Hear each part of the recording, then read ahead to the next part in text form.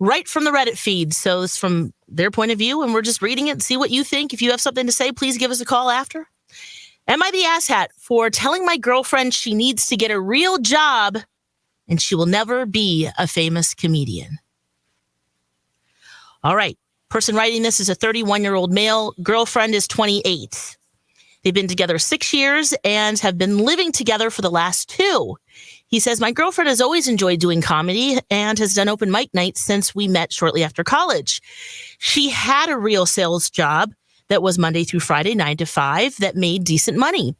I had a good but hard job and I have a good and hard job, and make almost triple what my girlfriend was making when she had a job. And yes, I said had because last August she quit her job because it was taking away from her comedy ventures. She told me a year from now that she thinks she can really make it. And I was a bit skeptical, but since I make enough to support us, I encouraged her because I want to be a supportive boyfriend. Well, since she quit her job, she began doing Uber and DoorDash, which makes 100% of her money. Her comedy has gotten us $0. Over the past few months, I have started to resent her.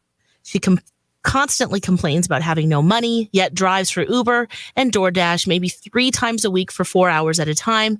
I've been paying a lot more of the household expenses, and I'm not saving as much as I'd like to anymore. She sleeps till noon because sometimes her open mics run really late because she's performing at them. And when she gets up, she just bums around on TikTok and YouTube looking for, quote, inspiration. She also gets very moody with me if I don't come to 90% of her open mic nights. Even after working 14 hours a day, she'll get mad if I don't come at 11 p.m. on a Tuesday. Last night, I did the unthinkable. I asked her to consider going back to a full-time job. I said she should still have her comedy, but do it more on the side, and that I'm struggling to take care of our expenses all by myself. When she gave me a dismissive answer, I told her firmly that she will never be a famous comedian. I said she's 28 and it's time to grow up, join the real world, because it's unfair to me that I bust and work all the time. He says something else while she lives in La La Land. And that she can't be naive at this age by thinking that she's going to support herself with this. She stares at me in silence, started crying, and stayed with a friend. She's calling me an asshat and that I'm the worst boyfriend ever. And she's not answering her phone. But am I? 651-641-1071. Well, I don't like that last part of like you're never, you know what I mean? Yeah, that's like slamming the door, isn't it? I don't know if you should say that to your partner. You're kind of crushing some dreams there. You can have these frustrations that seem realistic to me. Mm-hmm. But crushing your partner's dream with saying that might have been a bridge too far for me. Holly, what do you think? Yeah, I feel the same way. When Alexis was reading this scenario, I was like, okay. It just sounds like maybe these two people don't need to be together and they're going in different directions in life. And he's not necessarily the asshat until he was crushing his girlfriend's dreams in a very vindictive way. You don't know? Boyfriend? Yeah. You don't know. And maybe she won't, but that's for her to decide. And those are her dreams that she's chasing. So ultimately, yes, he is the asshat for that last part.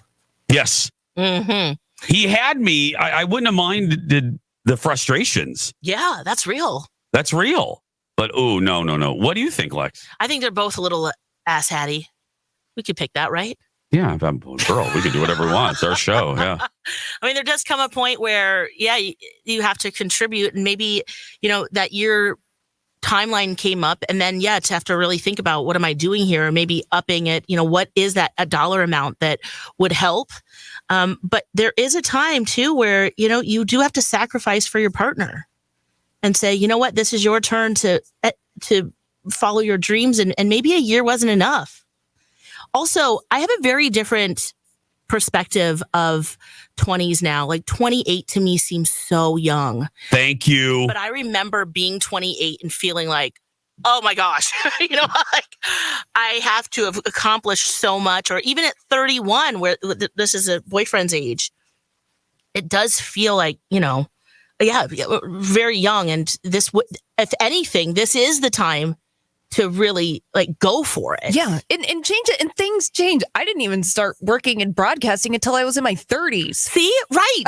And she's 28. And she's 28. So, there's, what is that budget? Figuring that out and contributing still.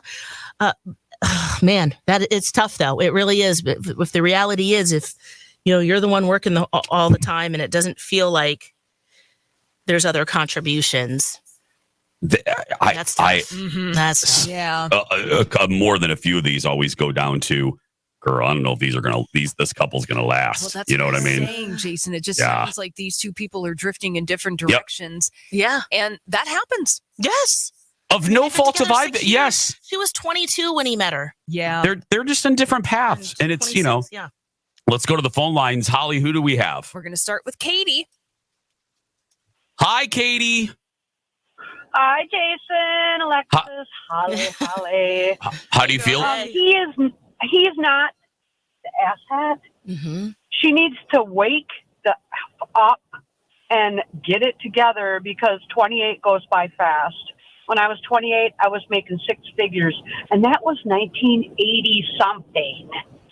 Wow. Holy crap. She needs to what get were you it doing? together.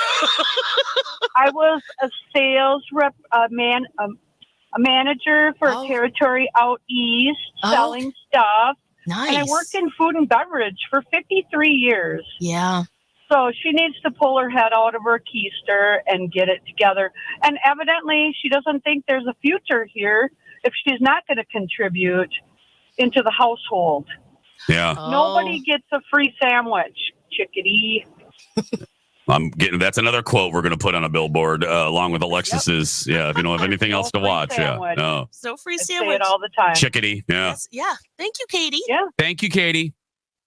Who do we have next, Holly? We're going to Claire. Hi, Claire. Welcome to the show. What do you want to say on this one? Hi, everybody. Well, Hi. I think what we're all missing here that was not said was he just mentioned that she just quit her job. Now, if you're together that long, you decide to move in with each other, don't just think you'd have a discussion about that. And, I just don't understand people. He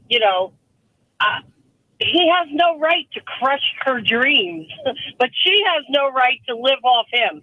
So I think they're both assholes. Yeah. To be honest with you. Yeah, there is enough to go around. No, I mean, something is missing here. We're missing something of this little puzzle. Yeah. He did, he moved in with her. He knew that she wanted to do this. That's A. Yeah. B, she goes and quits her job.